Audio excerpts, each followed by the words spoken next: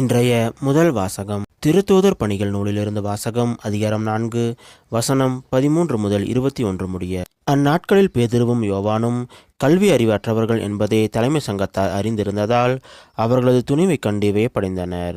அவர்கள் இயேசுவோடு இருந்தவர்கள் என்பதையும் உணர்ந்து கொண்டனர். நலம் பெற்ற மனிதர் அவர்களோடு நிற்பதை கண்டதால் அவர்களால் ஒன்றும் மறுத்து பேச முடியவில்லை. எனவே அவர்கள் பேதுருவையும் யோவானையும் சங்கத்தை விட்டு வெளியேறும்படி ஆணையிட்டு பின்பு தங்களுக்குள் இது குறித்து கலந்து பேசினார்கள். நாம் இந்த மனிதர்களை என்ன செய்யலாம்? ஏனென்றால் குறிப்பிடத்தக்க ஒரு அரும் அடையாளத்தை இவர்கள் செய்துள்ளார்கள். இது எருசலேமில் வாழும் அனைவருக்கும் தெரியும். இதை நாம் மறுக்க முடியாது. ஆகவே இச்செய்தி மேலும் மக்களிடையே பரவாமல் இருக்குமாறு இந்த இயேசுவை குறித்து யாரிடமும் பேசக்கூடாதென நாம் இவர்களை அச்சுறுத்தி வைப்போம் என்று கூறினார்கள்.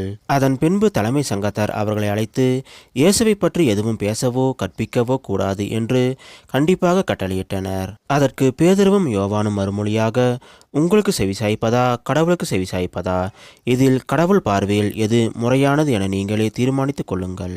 என்ன ஆனாலும் நாங்கள் கண்டதையும் கேட்டதையும் எடுத்துரைக்காமல் இருக்க எங்களால் முடியாது என்றனர். அவர்களை தண்டிப்பதற்கு வேறு வழி கண்டுபிடிக்க முடியாததாலும் மக்களுக்கு அஞ்சியதாலும் தலைமை சங்கத்தார் அவர்களை மீண்டும் அச்சுறுத்தி விடுதலை செய்தனர். இது ஆண்டவர் வழங்கும் அருள்வாக்கு. இறைவா உமக்கு நன்றி.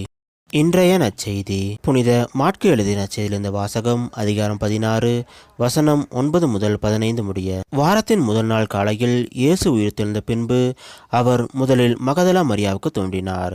அவரிடமிருந்து தான் அவர் 7 பேய்களை ஓட்டியிருந்தார். மரியா புறப்பட்டு சென்று இயேசுவோடு இருந்தவர்களிடம் இதை அறிவித்தார். அவர்கள் துயருற்று அழுது கொண்டிருந்தார்கள். அவர் உயிரோடு இருக்கிறார் என்றும் மரியா அவரை கண்டார் என்றும் கேட்டபோது அவர்கள் நம்பவில்லை. அதன் பிறகு அவர்களுள் இருவர் வயல்வெளிக்கு நடந்து சென்றபோது இயேசு அவர்களுக்கு வேற்று உருவில் தோன்றினார். அவர்கள் சென்று அதனை மற்றவர்களுக்கு அறிவித்தார்கள். அவர்கள் சொன்னதையும் சீடர்கள் நம்பவில்லை. இறுதியாக 11 பந்தியில் அமர்ந்திருந்த பொழுது அவர்களுக்கு இயேசு தோன்றினார். உயிருடன் எழுப்பப்பட்ட தம்மை கண்டவர்கள் சொன்னதை நம்பாமல் அவர்கள் கடின உள்ளத்தோடு இருந்தமையால் அவர் அவர்களுடைய நம்பிக்கையின்மையை கண்டித்தார். இயேசு அவர்களை நோக்கி, உலகெங்கும் சென்று படைப்புக்கெல்லாம் நற்செய்தியை பறைசாற்றுங்கள் என்று உரைத்தார். இது கிறிஸ்து வழங்கும் நற்செய்தி.